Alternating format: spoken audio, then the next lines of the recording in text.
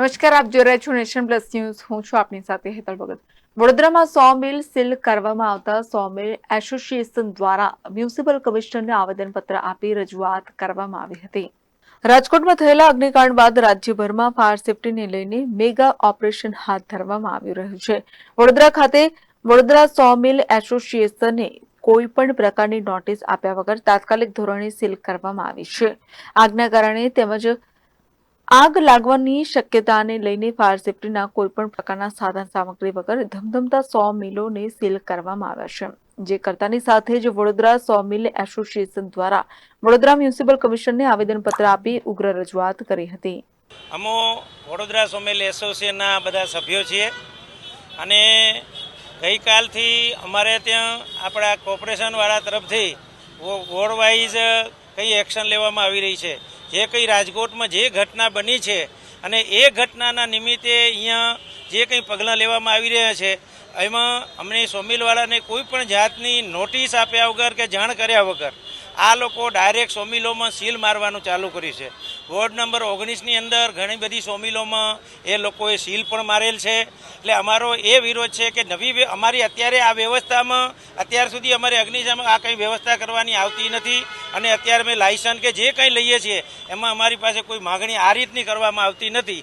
પણ આ વખતે ડાયરેક્ટ આવીને સોમિલ સીલ કરવામાં આવે. અમારી માગણી એ છે કે અમને સમય આપવામાં આવે અને સમય જો આપવામાં આવશે તો અમે આ વ્યવસ્થા એમની જે કંઈ વ્યવસ્થા હશે એમ ઊભી કરી દઈશું. અમને કંઈ સરકાર સાથે છીએ, કોર્પોરેશન સાથે છીએ, અમને કોઈ બીજી તકલીફ નથી. પણ આ રીતે તમે આવીને કામ ધંધા બંધ કરો, રોજગારી બંધ થઈ જાય, મજૂરો તકલીફ પડે કે બીજા ધંધામાં પણ રેવન્યુમાં પણ તકલીફ પડે તો અમારી આ જ માગણી છે કે તમે અમને શું કરવાનું છે એના માટે સમય આપો અને સમય દરમિયાન અમે ન કરીએ પછી તમે આ વ્યવસ્થા કરી શકો એના માટે અમે અહીંયા. તો મ્યુનિસિપલ કમિશનર દિલીપ રાણાએ જણાવ્યું હતું કે ફાયર સેફટીના સાધનો નહીં હોવાથી 100 મિલો સીલ કરવામાં આવે છે. ફાયર બ્રિગેડ દ્વારા ફાયર એનઓસી અંગેની જાણકારી આપવામાં આવશે. જે લક્કડપીઠાના જે વેપારી વડોદરા 100 મિલ એસોસિએશન એમણે અહીંયા રજૂઆત કરી છે. એટલે જે લાકડાના પીઠા છે અને જે લાકડાના બેન્સા ચાલે છે એ સૌથી વધારે આગ કદાચ એમાં પકડી શકે. એટલે સુરક્ષાના કારણોને ધ્યાને રાખી કોઈ ફાયરની સુવિધા ન હોવાના કારણે અમે એમની જે લક્કડપીઠાના જે દુકાનો છે એમાં અમે સીલિંગ કર્યું છે. એ એમ કહે છે કે આ ફેક્ટરી એક્ટ હેઠળ આવે છે એવી એમની મુખ્ય રજૂઆત હતી. ફેક્ટરી એક્ટ હેઠળ આવતું હોય તો પણ જે ડાયરેક્ટરેટ ઓફ ઇન્ડસ્ટ્રીયલ સેફ્ટી અને હેલ્થ છે એમને કામગીરી કરવાની હોય છે. અમે એમને 24 તારીખે જ એક પત્ર લખી અને કીધું છે કે જે આખા સિટીમાં જેટલી પણ આવી ફેક્ટરી એક્ટ હેઠળ નોંધાયેલી જેટલી ફેક્ટરીઝ ઓર હેઝાર્ડસ ઓર વલ્નરેબલ ઇન્ડસ્ટ્રીઝ હોય એનું તમે એક ઓડિટ સેફ્ટી ઓડિટ કરો. આ અમે 24 મેના રોજ જ એમને કીધેલું છે. એમનો રિપોર્ટ અવેટેડ છે. દરમિયાનમાં કંઈ પણ વસ્તુ ના થાય, કોઈ અઘટિત બદનામ ન બને એની માટે થઈને અને most vulnerable in terms of fire હોવાથી અમે એને સીલિંગની પ્રક્રિયા હાથ ધરી છે.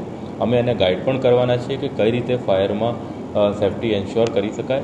ડીસ અને ફાયરના અધિકારી બંને જઈને એમને ગાઈડ પણ કરશે, પણ કોઈ અઘટિત ઘટના ન બને એની માટે થઈને આ પગલું ભરાય. કેમેરામેન નવનીત પરમાર સાથે Satyam Nevashkar, nation plus news, Vadodara.